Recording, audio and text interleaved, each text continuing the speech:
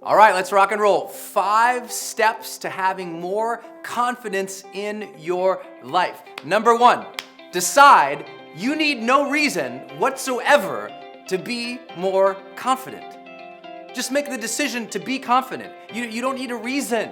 You don't need 50 people to tell you you're amazing or you're beautiful or we love you. You just have to say, you know what, today I'm gonna lift my head up a little bit. Today I'm gonna give myself a little bit of credit. Today I'm just gonna be confident. I'm gonna walk into this room, I'm gonna stand tall as if I were an incredibly confident person for no other reason than that's my intention right now. That's it. That's the power of intention. It's the power of the self-directed human being that we just get to choose how we want to feel. You could be happy right now for no reason, right? For no reason at all. You could just say, you know what? I'm deciding to be happy in my life. You don't need 50 things to make you happy. Just sense the moment, feel grateful for life. You're good to go, right? We overcomplicate these things. We think we have to have, some big, long psychological story and build up to suddenly one day wake up and be more confident. No, we don't. We have to wake up one more day and say, today, I'm gonna be confident. Just like we decide when we wake up, have you ever had a day where you just crushed it? You got so much done, you were like, wow. At the end of the day, you're like, man, I just crushed it today. That happened because when you woke up in the morning, you said, I'm gonna get some stuff done today. You had the intention to be a productive human being that day. So why not set the intention to be a confident human being that day? Why not set the intention to be a loving person or an ambitious person or a fun person or a flirty person or a sexy person or whatever kind of person that you want to be? Just decide. You don't need a bunch of stuff.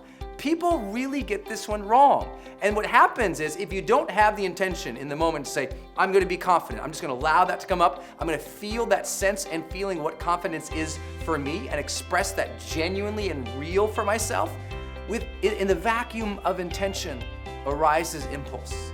And often from that impulse, through our brainstem, up comes worry, concern, fear, the paying attention to what is wrong so that we can fix it or flee or escape, right? So we have to have the intention of who we are and what we're going to be. It begins with you simply deciding to be a confident person. Changed my life when I did that. I realized, and this was way back in college for me, I just thought, I want to be a confident person. How's that going to happen? Do I have to wait till I'm 50 after I've achieved everything? I've made some money or maybe people like me somewhere? Come on, get over it. We should get over our stuff and one day just realize real confidence is simply having the ability to genuinely express who we truly are and to pursue things that we truly desire.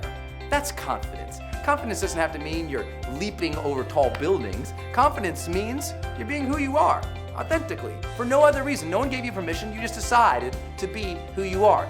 You decided to chase your dreams. That's confidence, right? Believing in yourself and believing in where you're going, that's confidence. It doesn't take a whole lot of magic. That's confidence. From that decision to be confident just because we want to feel that sense of strength in our own bodies, that sense of energy and joy of expressing who we are and chasing what we want, everything rolls from there. The human develops in its psyche. We develop a real sense of competence or confidence coming from a sense of integrity for ourselves. Integrity is, I know who I am and I am being that consistently. I know what I want and I am chasing that consistently.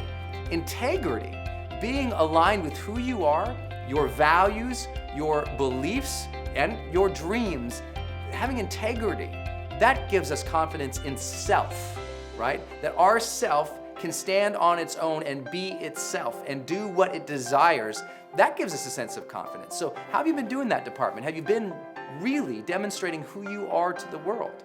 Have you allowed yourself to do that? Because if you do that over a period of time, the self, and I would argue the soul, senses a coherence. There's a cohesive sense of identity that comes from being consistent to the best of who we are. Confidence comes from that. And that too is will. It is decision. It is a desire to want to be a person of integrity and confidence. And that's where it stems from.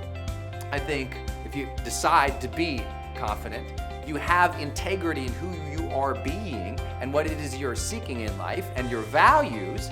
I think the third one from there, it really comes down to competency. I mentioned that word earlier. competency, which means, psychologists often call it the confidence competence loop. As you become more competent in something, you learn how to do it, you're more confident in doing it. As you learned how to ride a bike and you rode the bike more and more and more, you became more skilled at it, you developed more confidence in your ability to ride the bike. Any area of your life you're going to go into for the first time, be okay with being uncertain. Be okay with being uncomfortable. Be okay with not knowing how it's going to turn out, because it's your first time. But stumble into it anyway, because as you stumble into it, you develop skill, you develop comfort with it. And then suddenly one day you wake up and say, I'm pretty confident doing this. Nothing changed in who you are. What changed is your level of competency, knowledge, skill, and ability. That's what competency is: knowledge, skill, ability, and talent. And so when we finally realize, oh wow, I just need to learn a little bit more here, I'll be more confident. I just need to apply this a little bit more here, I'll be more confident. As you develop skills and abilities in your life, in your unique areas, you become more confident. To do that, it requires the fourth thing. And that fourth thing is momentum. Momentum is key to confidence. When we stop having any momentum in our life, we often feel lost or confused or down, We start losing that connection with our strength and our self. And so we have to take more action to develop more confidence. That means we have to say, what is it I truly want, and start moving towards it on a consistent basis before we know the whole plan often. A lot of people think that your decision is your destiny. And sometimes I'm like, I don't know about that. A lot of people decide to lose weight. A lot of people decide to be a loving spouse. A lot of people decide to do something good, but they don't. It's disciplined action that is your destiny, right? And often, some of the best decisions in your life come after you have momentum at something, and then you've gained some more perspective, right? But a lot of us are waiting for the perfect plan, the perfect time, the perfect person, the perfect thing to pursue our goals or our dreams. And it's that waiting that often dampens our confidence, because we're at the external, we're sort of at the whim of the world a little bit. Maybe we get lucky, maybe that person comes in, maybe the funding comes through, whatever it is. We have to instead say, what can I do to begin this? What can I do now to begin? Because even if you begin and you're not sure, you don't have to know the whole path, right? Sometimes the whole stairway is not illumined until you take that first step, as we learned from Martin Luther King, right? It's like, what is that first? Sometimes it's that first step, and then the staircase emerges. Then we can see. And so for yourself, as soon as you take that first step, that says in your mind, hey, you know what? I took a step. Good for me.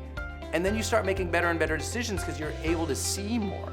Often you don't know where you're going in life until you start jogging towards something. Right? Still just run in place, run somewhere. But as soon as you run, things open up to you. Say, oh, look at this. Look at this, look at this. People often say, I wish I had more vision for my life, Brendan. I say, it's hard to have vision for your life if you've never seen anything. Get outside of the house, turn off the TV, turn off the computer, go see the world a little bit. You'll gain a little bit more vision. And with more vision and momentum towards the things you want, you will have more confidence. So he begins with deciding, really, you need nothing to be more confident. But if you need something, go with integrity. Be more of who you truly are. Chase what you truly desire. Be smart enough to know that you have to develop more competency at the things that you're interested in.